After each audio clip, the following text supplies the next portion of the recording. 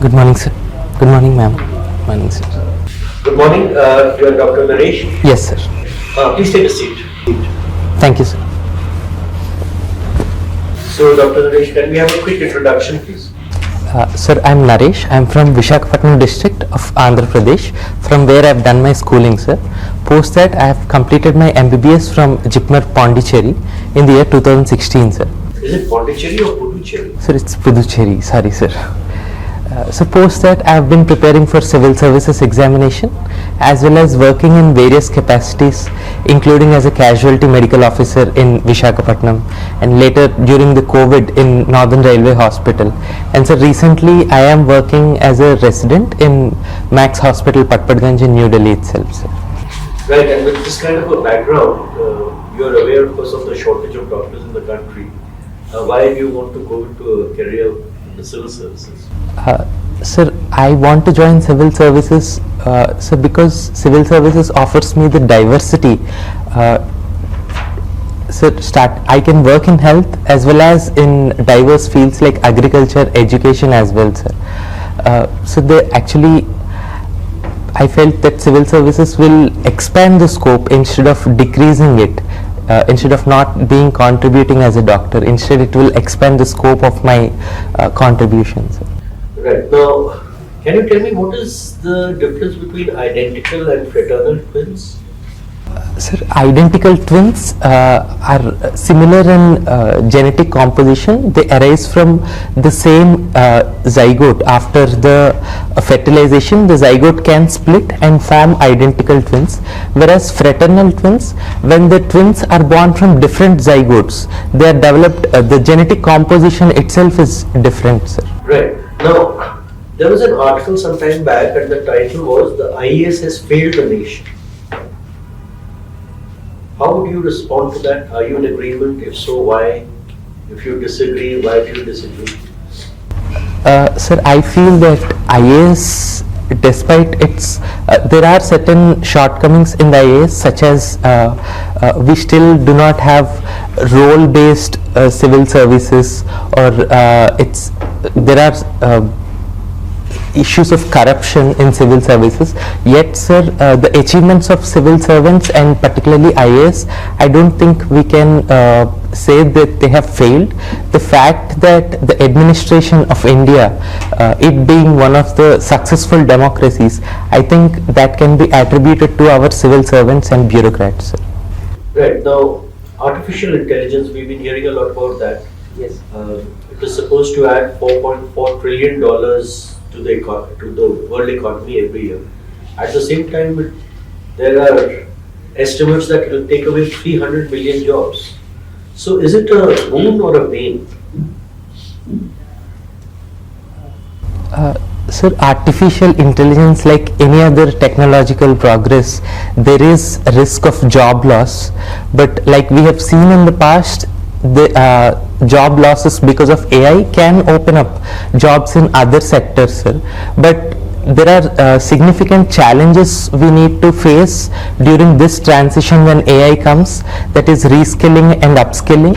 And the scale of this reskilling or upskilling will be higher than what we have seen in the past, and India has to plan for it, sir.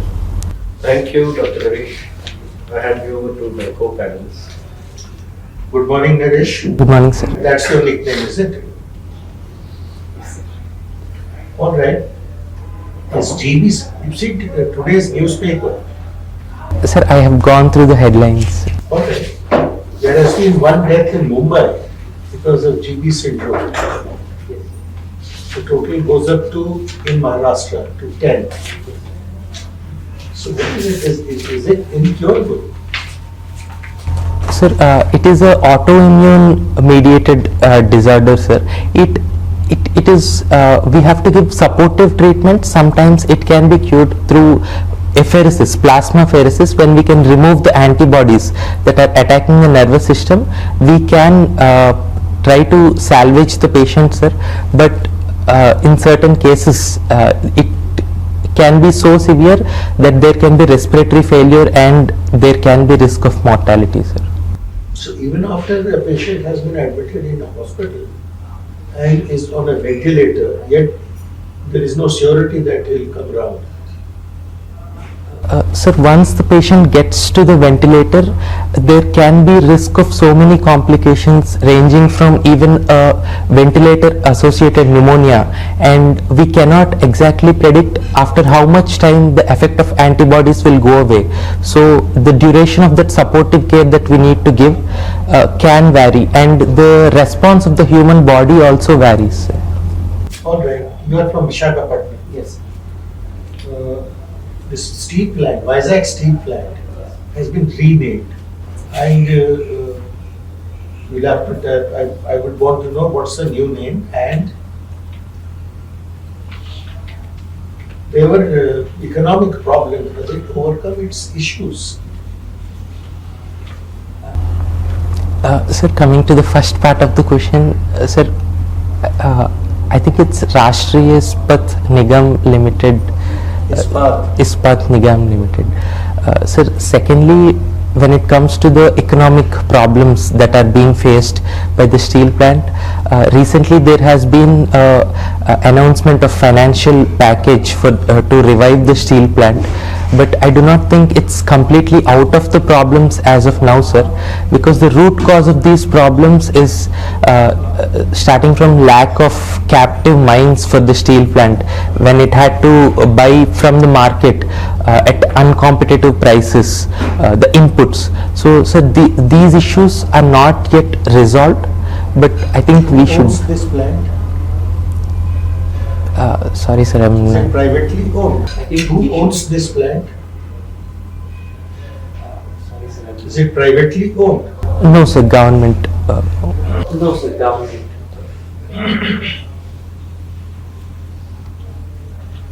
My last question. Your state, Andhra Pradesh, has a legislative council.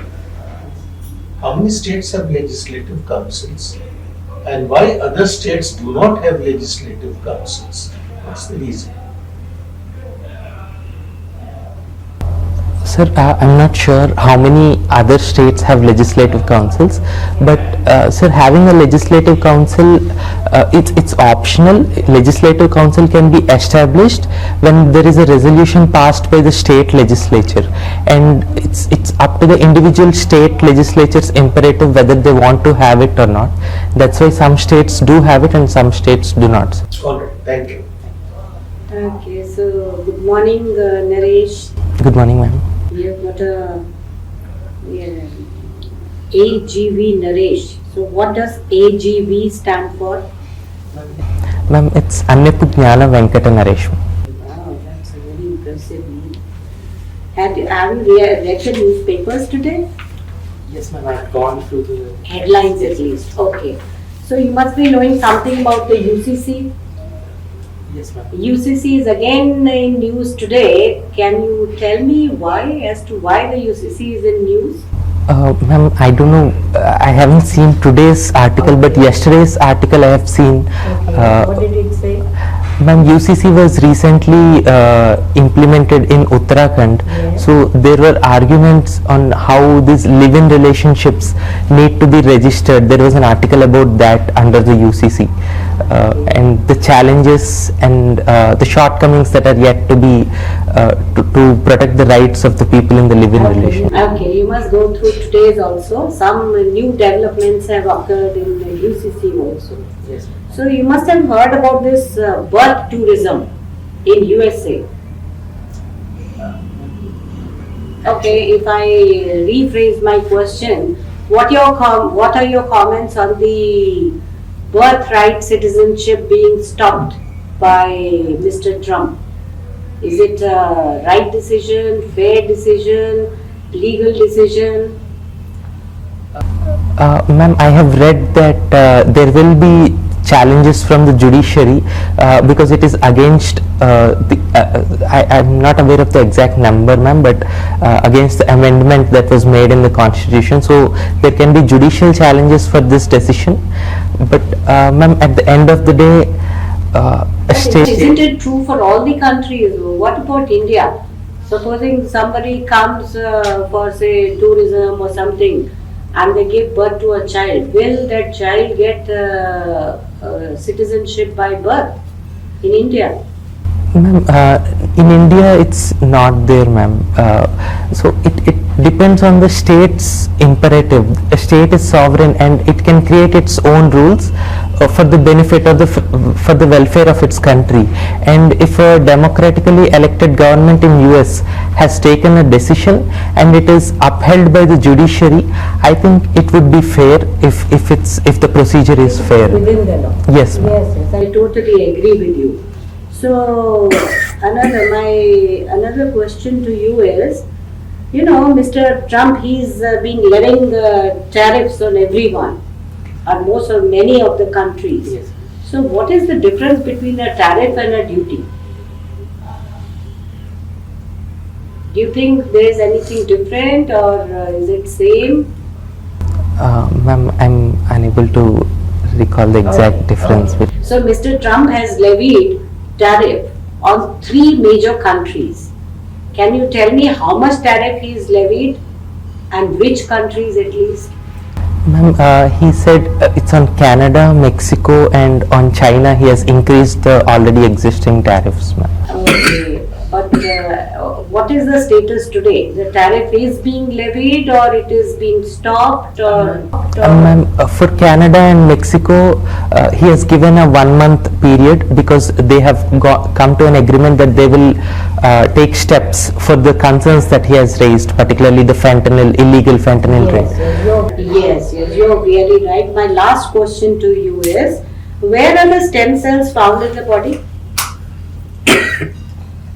Ma'am, in the adult human body, stem cells are found in many places, starting from bone marrow, and even in skin we have stem cells, but they do not produce all the kinds of cells.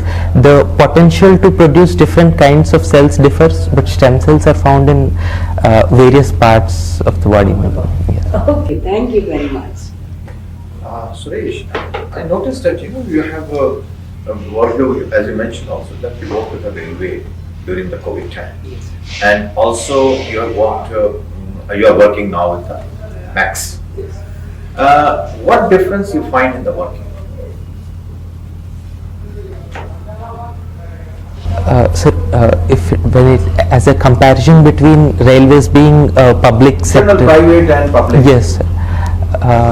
So the kind of patients that come differs. Most people coming for Max Hospital, they have insurance or panel patients like CGHS or other health schemes, and railways it comes railway employees come. So even in Max Hospital, even railway employees come. So the diversity of the kind of patients differ. Kind of patients differ. Your father was a manager in the district cooperative Yes. bank. The cooperative movement is being very, being supported by the government. Right? Yes. Like today there is a news item. I don't know whether you've had the opportunity to look at that. I have not seen that. Which is very interesting. That what they want to do. Why do you think this cooperative movement is being encouraged? Sir, cooperatives can be an instrument for empowerment of smaller individual farmers or even small businessmen, sir, such as even the Rickshaw Pullers Association or farmers cooperatives, and it gives equal right for everyone. It's a collective effort. It will help in empowerment. At the same time, there is some sort of democracy in cooperatives, so that fosters well both in the political dimension as well as the economic dimension, particularly in rural areas where I got the point. Tell me, this the visit of the Prime Minister to France, what is the takeaway you will make? Yesterday there is a joint statement which has been issued. So in your view, what is the takeaways? sorry sir, I haven't read the joint statement yet. I have to. Otherwise, in your general, what could be the objective of the visit? Sir, we are having good relations with France. I think after the change in the nuclear liability law which we have, I think we have scope to collaborate even on nuclear power. We have defense collaboration with France, so increase that also we can have the opportunity. Sir, also France is an important part of EU, and after UK's Brexit, I think good relations with France and consequently EU can help us strike a free trade agreement with EU, which can help us. You also read this sci-fi novels. Yes. Do you know that after 9/11 attack, the sci-fi writers were very much in demand with NSA, National Security Council or agency? Why, in your mind, what could be the reason? Sir, I'm not exactly aware of the reason, but I can take a guess if you. Sure. Sir, in a way, sci-fi novels or the writers both predict problems as well as solutions that are mostly science-based or technology-based instead of bordering on fantasy. So I think that mindset can help security That's the exact agencies. reason. That was the exact reason why they reached out. And why did you selected PSIR from the medicine?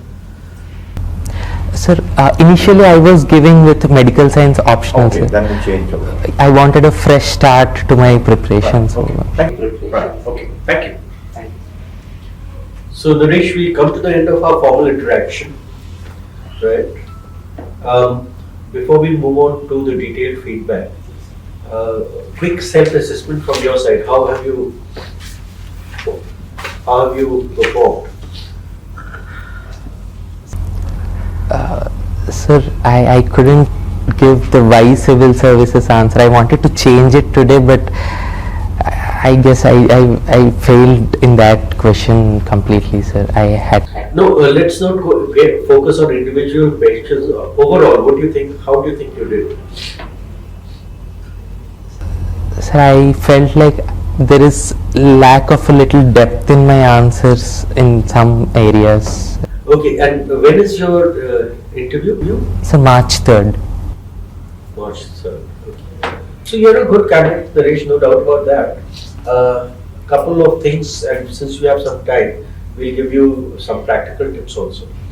The first thing is you're sitting with your hands, with your palms on your thighs, but you're making a lot of gestures also. That is rather distracting. See if you can curb that habit, right?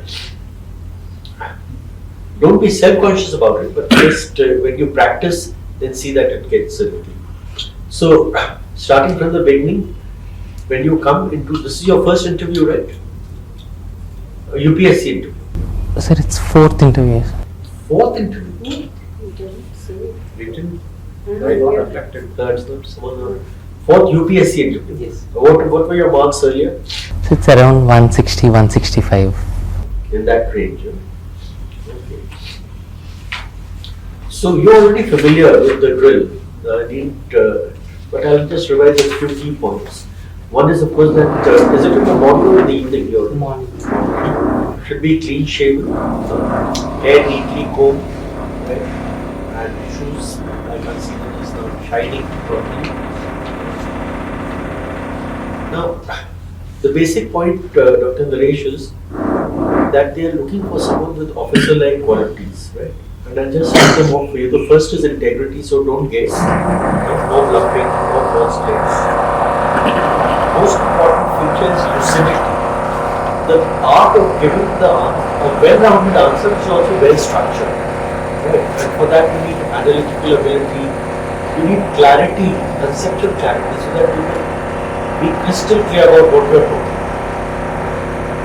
And then you have to give the answer which has to be concise, but comprehensive. Okay.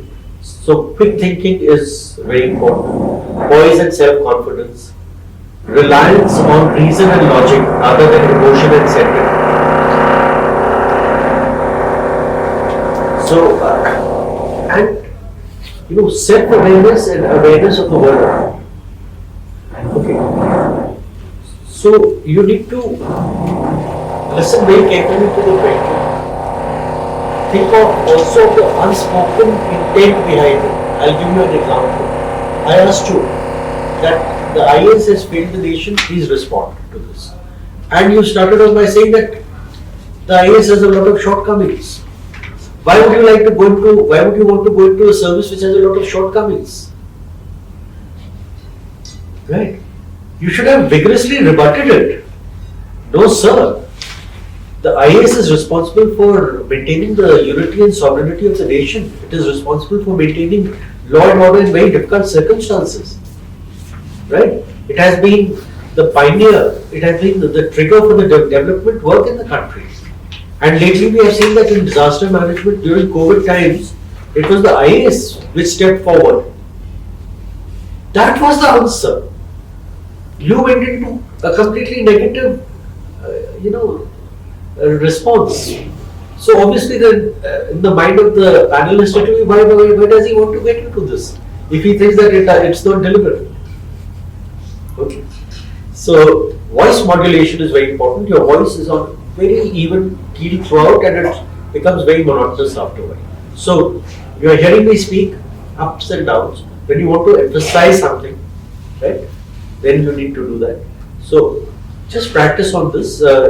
Questions are likely to come from 4 sources: your DAT, your optional and your medical subject, work experience, and current events. So in the time to come, just take about 30 or so of these A4 size sheets. Just write down, divide them into these 4. Write down possible questions. No guarantee that they'll come, but this exercise will give you some discipline and rigor. Then for each question, do a deep dive, do a thorough study, then reduce it to 4-5 bullet points in order of priority and sit in front of a mirror. Imagine that question is coming to you and practice. Best of luck, you'll do very well. I'm hopeful that you missed the cut by how many marks? Sir, 15-20 marks. Right, so let's hope that this time how have your mains gone? Sir, I have done better than Good, so best of luck. I hope to see your name in the list of Thank you, sir. successful. Couple of points to say. One is, you speak in a very soft voice. You are going to be an IAS officer as district magistrate or as superintendent of police. You are going to be leading the district. You have to be assertive. You can't be asking people in a very apologetic manner, please do this. You have to be assertive. That authority in your voice was missing. So what the chairman said, that you spoke in a very monotonous manner, there should be voice modulation. Apart from that, when you sit down in front of a mirror and practice, as he has suggested, please see that your voice has some authority. Okay. The UPSC panel would not select a person who is giving answers in such an apologetic manner.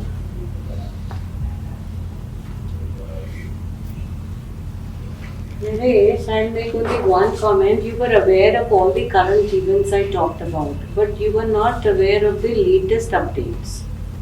Okay, so whenever your interview is there, keep reading the newspaper. आजकल तो mobile में news mobile है.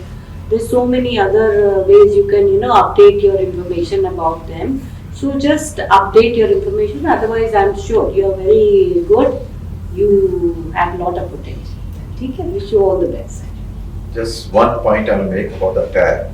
Just when you go for the interview, try to have a light color, maybe possible white shirt, and the tie may be iron.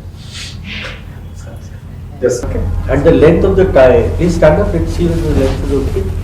No, it's not. It's too short. It should cover the belt buckle. Yes, I'll change. Just a small. Yes. Best of luck. Thank you, sir. Okay, best of luck. Thank you.